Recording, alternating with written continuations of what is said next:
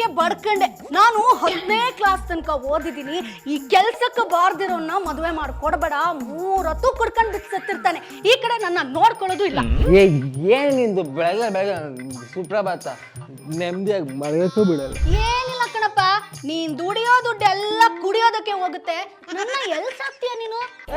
ಹೋಗು ನೀನು ಕೆಲ್ಸಕ್ಕೆ. ಯಾವಾಗ ನೋಡು 10ನೇ ಕ್ಲಾಸ್ ಓದಿನಿ ಅಂತಿದ್ದಿಲ್ಲ. ಹೋಗು ಕೆಲ್ಸಕ್ಕೆ. ನನ್ಗೆ ಯಾರು ಕೆಲ್ಸ ಕೊಡ್ತಾರೆ? ನಾನ್ ಮನೆ ಗುಡ್ಸೋದಾಯ್ತು, ಮುಸ್ರೆ ತಿಕ್ಕೋದೇ ಆಯ್ತು. ಯಾಕೆ ಕೊಡಲ್ಲ? ನಮ್ ಮೋದಿ ಸಾಹೇಬ್ರು ಹೊಸ ಸ್ಕೀಮ್ ತಂದವ್ರೆ.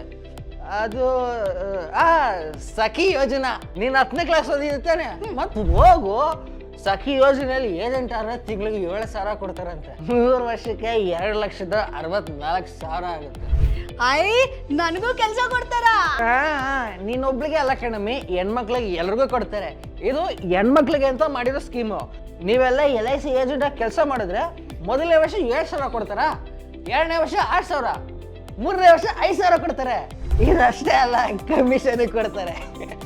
18 ವರ್ಷದಿಂದ 70 ವರ್ಷ ತನಕ ಯಾರು ಬೇಕಾದ್ರೂ ರಿಜಿಸ್ಟರ್ ಆಗ್ಬೋದು. ಆಹಾ, ಇಷ್ಟ ದಿನ ಈ ಕುಡುಕು ಮಸ್ಲು ಬಾಯಲ್ಲಿ ಇದೊಂದೇ ಒಳ್ಳೆ ಮಾತು ಕೇಳಿರೋದು. ಹೆಂಗ್ ರಿಜಿಸ್ಟರ್ ಆಗೋದು? ಬಲ್ ಈಸಿ ಕಣಮ್ಮಿ. ಅಲ್ಲಿ ಕಾಣಿಸ್ತೈತಲ್ಲ ಲಿಂಕು, ಅಲ್ಲಿ ಹೋಗ್ಬಿಟ್ಟು ಕ್ಲಿಕ್ ಮಾಡು. LIC ವೆಬ್ಸೈಟ್ ಓಪನ್ ಆಗುತ್ತೆ.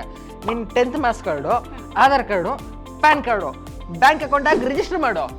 ಅಂದ್ರೆ ರಿಜಿಸ್ಟರ್ ಆದ್ರೆ ನಂಗೂ ದುಡ್ಡು ಬರ್ತದಾ? ಯಾಕೆ ಬಂದ್ಬಿಡು. ಇದು ಗೌರ್ಮೆಂಟ್ ಸ್ಕೀಮ್, ನಿಂಗೆ ಗಂಡಿನ ಸ್ಕೀಮ್ ಅಲ್ಲ. ಫಸ್ಟ್ ನೀನು 500 ರೂಪಾಯಿ ಕೊಟ್ಬಿಟ್ಟು IRDI ಎಕ್ಸಾಮ್ ಬರಿಬೇಕು. ಅದ್ರಲ್ಲಿ ಪಾಸ್ ಆದ್ರೆ ನೀನು LIC ಏಜೆಂಟ್ ಆಗೋದು.